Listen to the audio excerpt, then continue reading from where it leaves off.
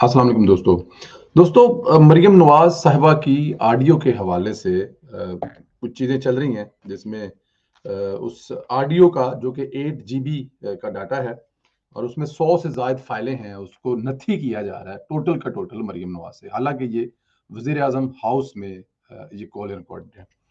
पहले तो इसके अगले हिस्से में जाते हैं कि ये है क्या? वो जिस चीज़ के बारे में बात कर रहे हैं मरियम नवाज़ साहिबा के जो बेटी के हस्बैंड हैं, उनके लिए जो फ़ेवर का कहा जा रहा है कि वो उस पे अगले हिस्से में जाके बताते हैं कि वो सारा क्या किस्सा। लेकिन पहले आपको ये बताएँ कि ये किया कराया किसका है, ये किसका है?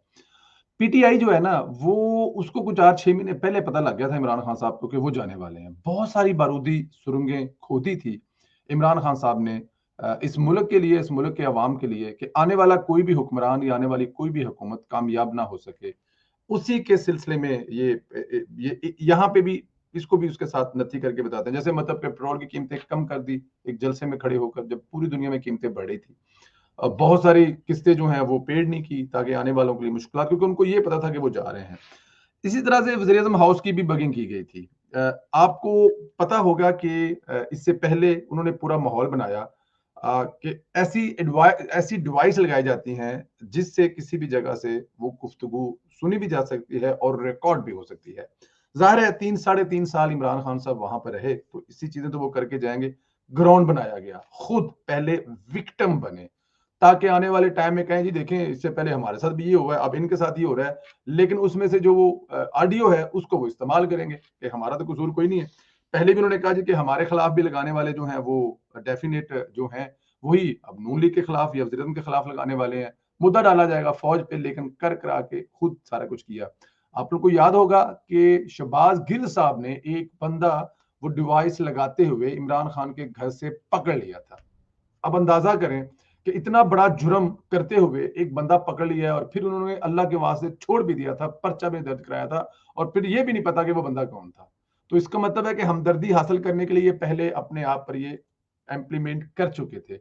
अच्छा जी, उसके बाद फिर एक और डिवाइस निकलती है, वो भी पीटीआई की एक जो सरगर्म रुकन है और वजीर रही हैं, श्री मज़ारी साहबा, उनके घर से भी डिवाइस निकल आती है। अब देखिए यहाँ पे उनमें से निकलता कुछ नहीं है, उनमें से ऑडियो कोई नहीं है, उनमें से लीक कुछ नहीं हुआ, सिर्फ वो डिवाइस पकड़ी जा रही है।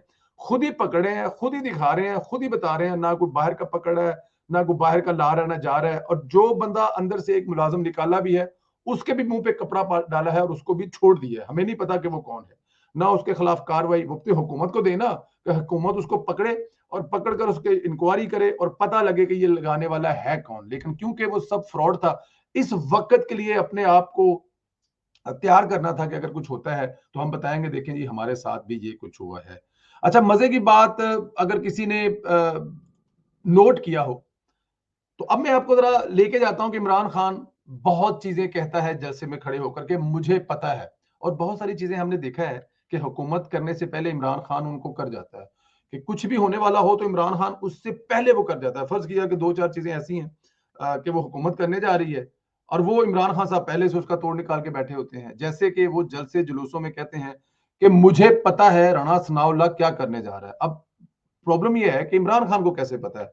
इतनी हाई लेवल की मीटिंग्स हो रही हैं और वहां की बात उठाकर कोई इमरान खान को बता दे, ये मुमकिन तो है नहीं है।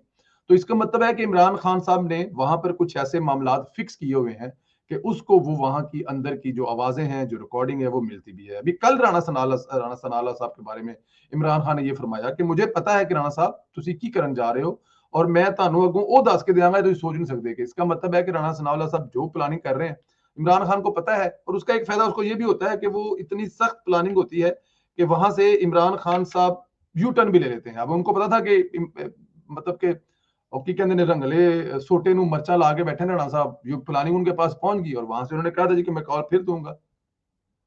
अच्छा, अब ये जो डेटा है ना, ये इमरान खान साहब जाहिर करके गए हैं। अब वो इसको लगा देंगे आईएस पे। हालांकि आईएसआई जो है वो वहां पे विजन हाउस में तो आपको आईबी है, और आईबी और आईएससी की जो है वो डेफिनेट दो मुख्तलिफ एजेंसियां हैं, उनका आपस में मुकाबला भी होगा, रकाबत भी होगी, बड़ा कुछ होगा।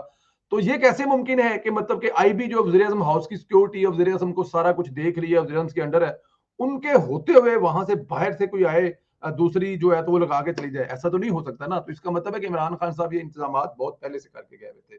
जब वो वहां पे रह रहे थे, तो ये वो खंदके हैं जो पहले से खोद कर गए थे। तो इसलिए कि इसका इल्जाम फौज पर लगा देना और इसका इल्जाम आईएस पे लगा देना, मेरे ख्याल में इसको तो आप खारिज करते हैं कि ये उनका काम है। हाँ, ये काम है इमरान खान का। अच्छा, उन्होंने ये क्या किया है कि इसको खुद आउट नहीं किया उन्होंने इसको डार्क वेब पर भेज दिया है, बल्कि इसको वहां पर बेच दिया है, लीक करा दिया है।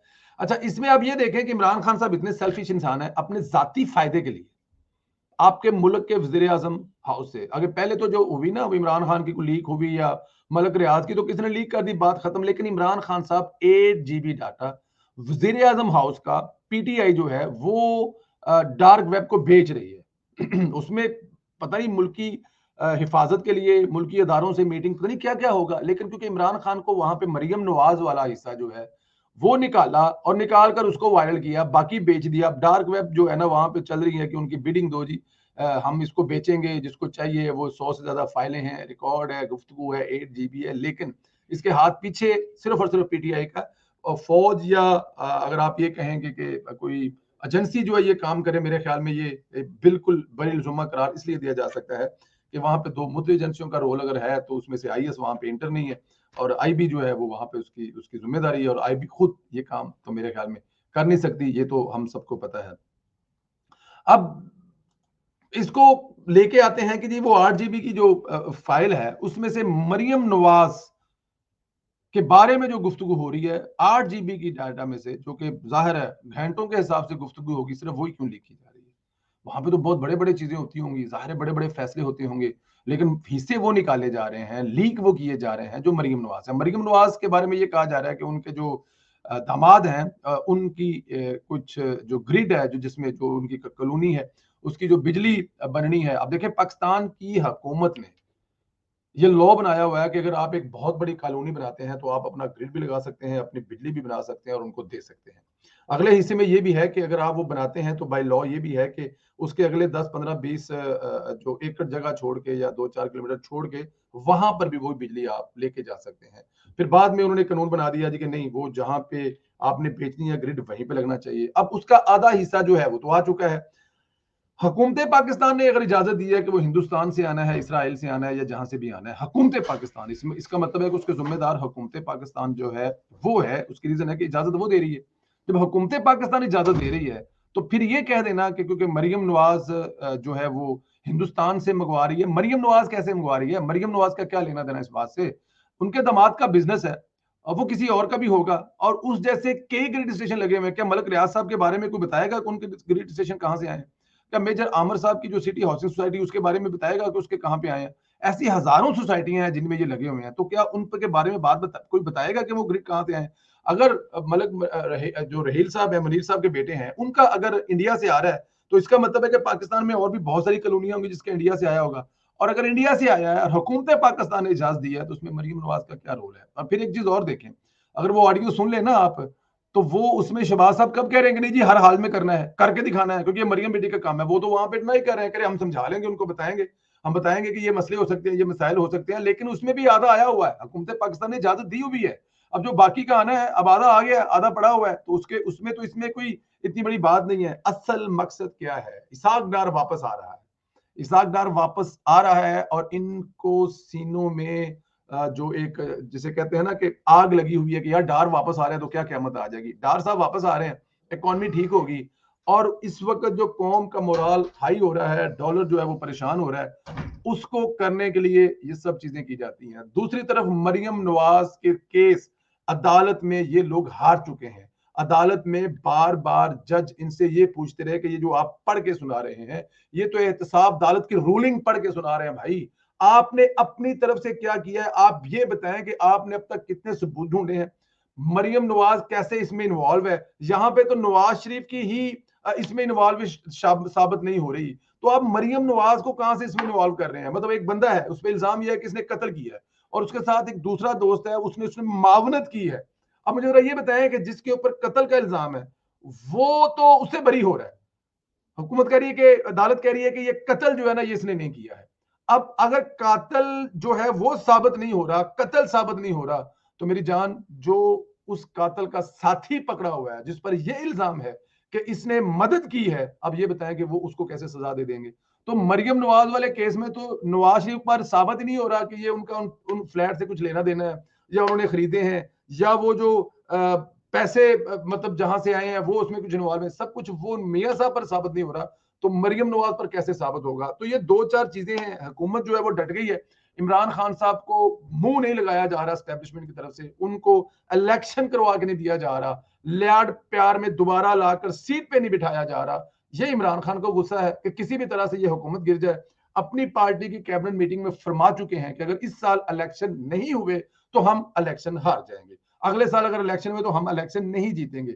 ये तमाम चीजों को अगर जेहन में रखें ना, कि मरियम नवाज का बरी होना, मियां साहब से केस खत्म होना, इसाक डार का वापस होना, इकोनॉमी बेहतर होना, मियां मोहम्मद शहबाज शरीफ साहब का पहले वस्ती जो एशिया वाला दौरा है वो कामयाब तरीन, और उसके बाद न्यूयॉर्क में कामयाब तरीन दौरा जिसमें उन्होंने बड़ी अच्छी और खुलकर स्पीच की, तकरीर की, जिसमें उन्होंने इस्लामी फोबिया से लेकर कश्मीर से लेकर पाकिस्तान के केस को पेश किया। और फिर एक बात और बताता चलूं, 10 दिनों के अंदर अंदर मियां शहबाज ने 10 दिनों के अंदर अंदर 40 से जायद अहम ममालिक के सरबराहान से मुलाकात, जर्मनी, बेल्जियम, चाइना, अमेरिका, उसके अलावा रशिया, उसके अलावा आई डोंट नो और कौन कौन से मुल्क है, 40 मुल्कों के सरबराहान से 10 दिन में जो मुलाकातें करके आ रहा है, ये मरोड़ उठ रहे हैं। तो उसमें मरियम नवाज को इन्वॉल्व करें, इसाक डार को इन्वॉल्व करें, शहबाज शरीफ को इन्वॉल्व करो, जिसको मर्जी इन्वॉल्व करें, होना कुछ नहीं। इंतजार कर रहे हैं हकीम सनाउल्लाह साहब तशरीफ लेके आओ इस्लामाबाद ताकि ताकि तशरीफ लाल की जाए। ये है वो पूरी की पूरी हिस्ट्री, जिसको मैंने आपको बताया कि ये पीटीआई की गेम कैसे है, पीटीआई ने इसको कैसे फिक्स किया हुआ है। पीटीआई ने अपने फायदे के लिए, इमरान खान ने जाती फायदे के लिए मुल्क को कैसे नुकसान बचाना है, ये इसके पीछे सारी कहानी है। अपना ख्याल रखें, इजाजत दें, खुदा हाफिज।